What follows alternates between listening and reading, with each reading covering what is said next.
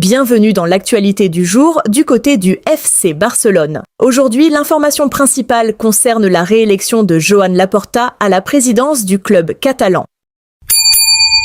Joan Laporta a été officiellement réélu président du FC Barcelona à l'issue des élections présidentielles organisées le 15 mars 2026. Le dirigeant catalan, déjà à la tête du club lors de 2 périodes précédentes, entame ainsi un nouveau mandat qui s'étendra jusqu'en 2031. Cette victoire confirme la confiance renouvelée des socios du club envers celui qui a marqué plusieurs époques importantes de l'histoire du Barça. Lors du scrutin, Laporta a remporté une large majorité des voix, obtenant environ 68% des suffrages face à son principal adversaire, Victor Font. Au total, plus de 48 000 membres du club ont participé à cette élection, ce qui a permis de confirmer la nette avance du président sortant. Cette victoire écrasante lui permet de conserver la direction du club catalan pour un nouveau cycle de 5 ans. Cette réélection marque un moment historique pour le Barça. Il s'agit du 3e mandat de Joan Laporta à la tête du club, après une première période entre 2003 et 2010 et un retour au pouvoir en 2021. Son influence dans l'histoire moderne du FC Barcelone est particulièrement notable, notamment pour avoir été à la tête du club durant certaines des périodes les plus glorieuses de son histoire sportive. Durant son précédent mandat débuté en 2021, Laporta avait hérité d'une situation financière